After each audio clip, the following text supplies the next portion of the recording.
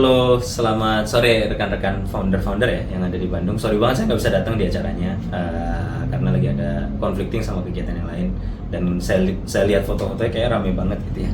Makanya saking ramenya jadi kepengen ikutan walaupun secara virtual. Ini karena temanya soal IPO dari Pak Ahmad sama Kang Dea itu share.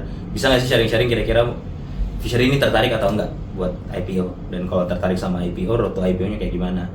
Nah, yang relate IPO ini kan tema yang menarik sekarang nih, karena udah ada tech company yang IPO. Kalau 10 tahun lalu kita ngomongin soal IPO, yang eFishery juga 10 tahun lalu udah bilang, lu mau exit kayak gimana?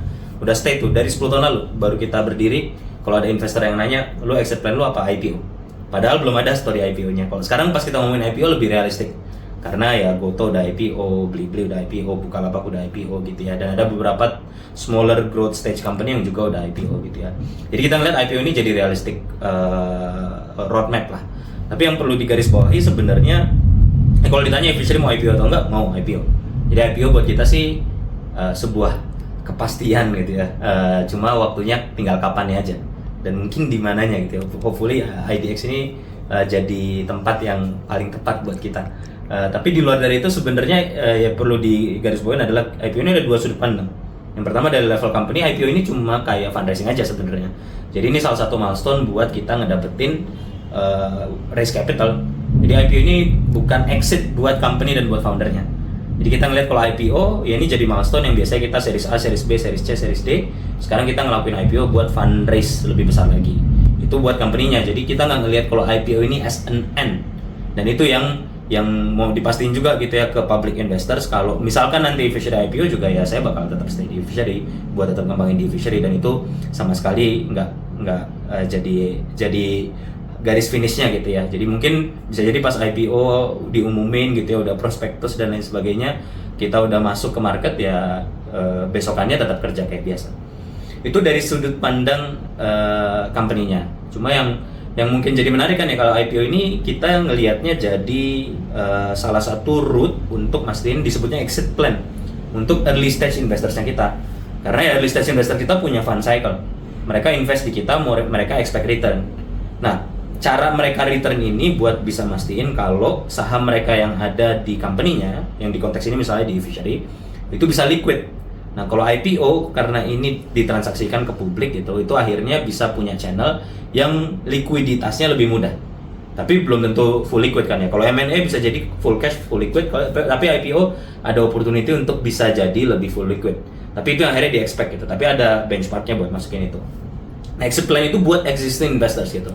Nah, itu yang sebenarnya mau kita bangun sih nanti road to IPO-nya kita. Kita mau mastiin supaya nanti pas kita IPO nanti kita mau mulai, itu kita nggak akhirnya growth dari company ini terminal.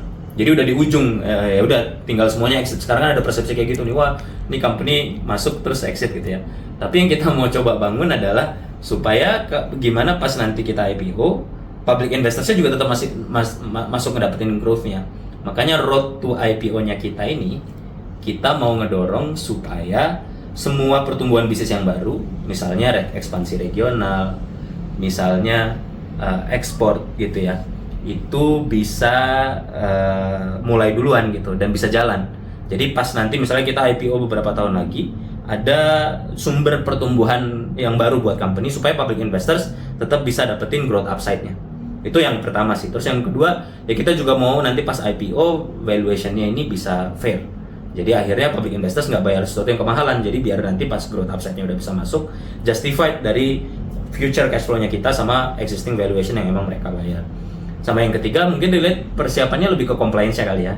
Karena kita menyiapin ada legal compliance, ada company restructuring gitu ya, ada beberapa financial audit, ada beberapa processes buat nanti mau dibangun ke sana gitu. Dan baru sisanya persiapan ke sana ya buat kita nentuin di mana IPO-nya, investornya nanti, public investorsnya siapa. Sekarang udah mulai kecil-kecilan semacam roadshow lah ya, kenalan sama investorsnya, kenalan sama bursanya gitu ya, kenalan sama sekuritasnya, kenalan sama investment bankernya, untuk tahu apa sih yang harus kita lakuin dan kita persiapin gitu. Karena road to IPO ini kan nggak cuma 12 bulan gitu ya, tapi bisa 24 bahkan 36 bulan sebelumnya supaya bisa ideal gitu ya. Paling itu aja dari saya. Nanti kalau misalkan ada pertanyaan kita bisa ngobrol-ngobrol langsung aja di kesempatan selanjutnya. Sorry sekali lagi nggak bisa ikutan, tapi acaranya ramai tanpa saya juga. Jadi good luck semuanya. Nanti kita bisa ngobrol dan ngarium lagi. Bye.